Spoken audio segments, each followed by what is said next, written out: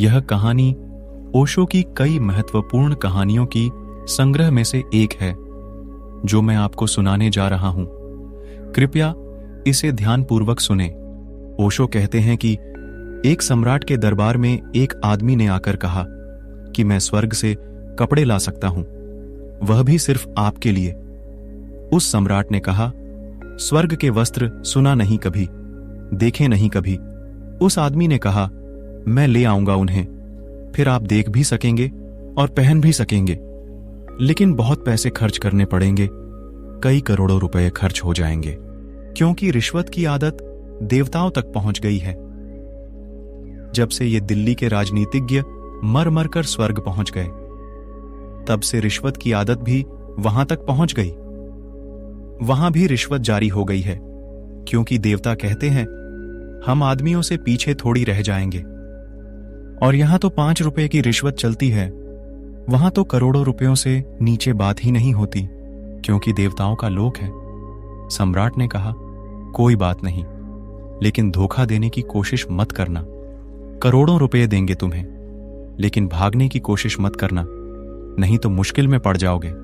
उसने कहा, भागने का कोई सवाल नहीं, महल के चारों तरफ पहरे करवा दिए जाए, मैं महल के भीतर ही रहूंगा, क्योंकि देवताओं का रास्ता सड़कों से होकर नहीं जाता, वो तो आंतरिक यात्रा है, अंदर की, वही से अंदर से कोशिश करूंगा।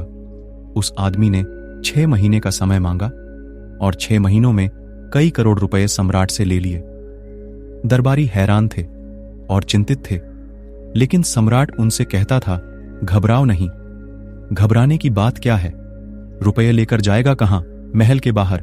6 महीने पूरे होने पर पूरी राजधानी में हजारों लाखों लोग इकट्ठे हो गए देखने को।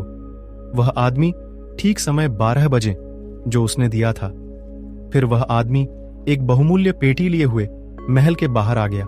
अब तो कोई शक की बात न थी। वह आदमी और जुलूस महल पहुंचे। दूर दूर के सम्राट, धनपति, दरबारी इकट्ठे थे देखने को।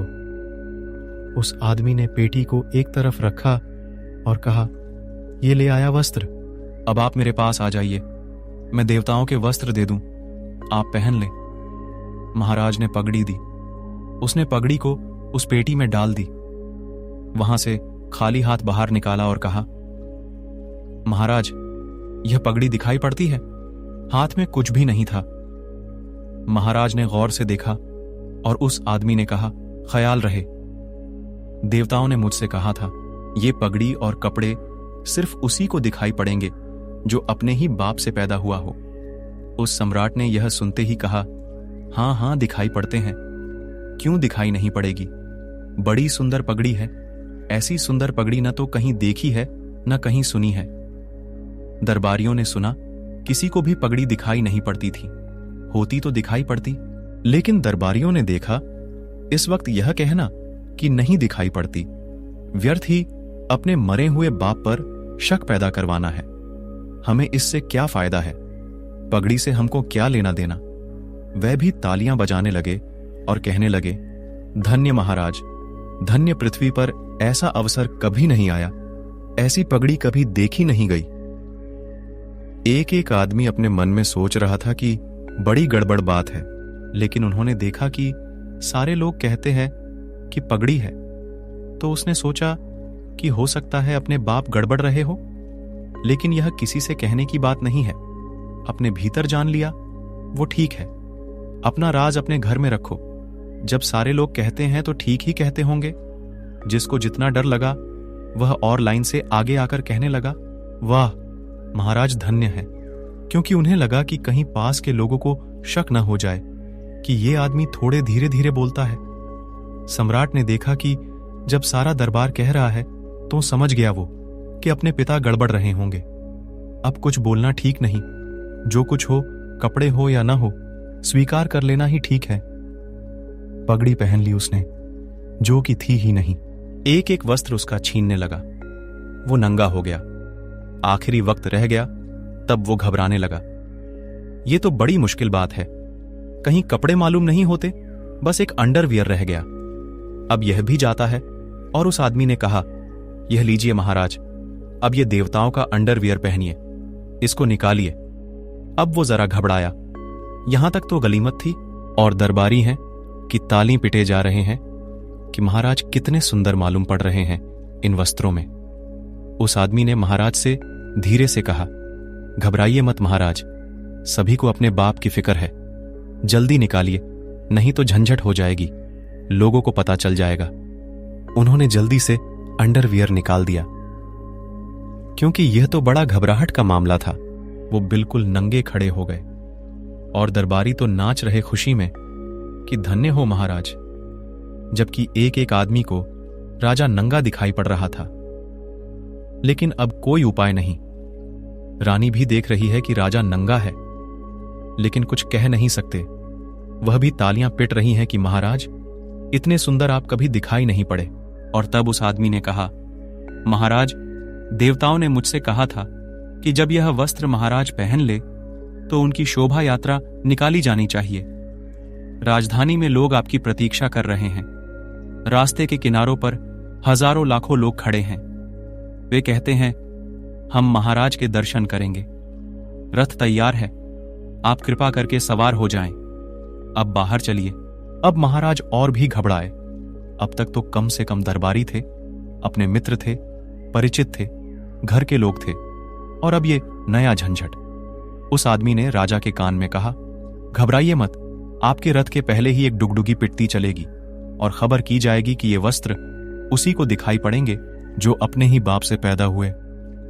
जैसे ये आदमी भीतर है, ठीक वैसे ही बाहर के आदमी हैं। सब तरफ एक से बढ़कर एक बेवकूफ आदमी है।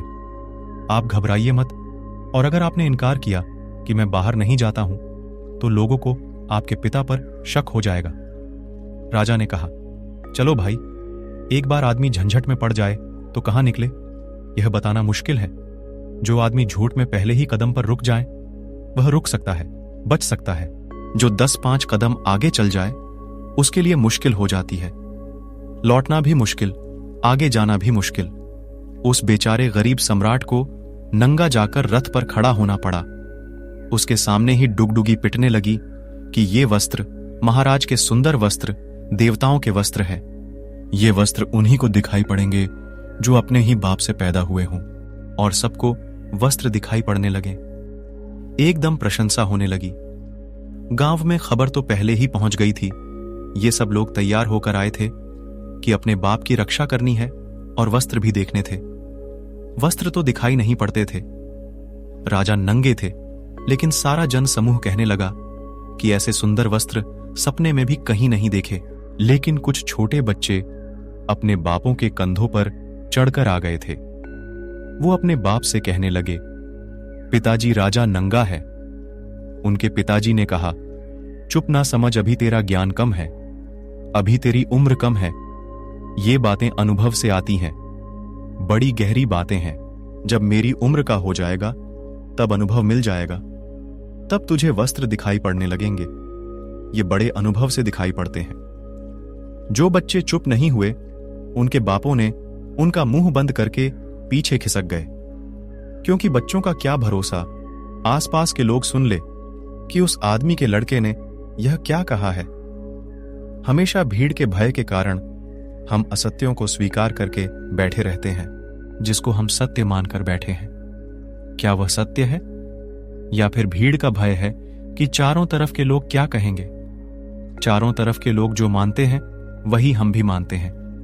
एक तरफ आप कहते हैं कि हमें सत्य चाहिए, और दूसरी तरफ यह ढोंग ऐसे लोग सत्य की खोज में कभी नहीं जा सकते जो भीड़ को स्वीकार कर लेते हैं। सत्य की खोज भीड़ से मुक्त होने की खोज है, क्योंकि भीड़ एक दूसरे से भयभीत है। जिससे आप भयभीत हैं वो आपसे भयभीत है। यह कहानी भेड़ चाल की ओर इशारा करती है। हम भी वही मान लेते हैं जो भीड़ मान लेती है। जागो, गलत चीजों के प्रति संभलो, भेड़ चाल में शामिल होना बंद करो।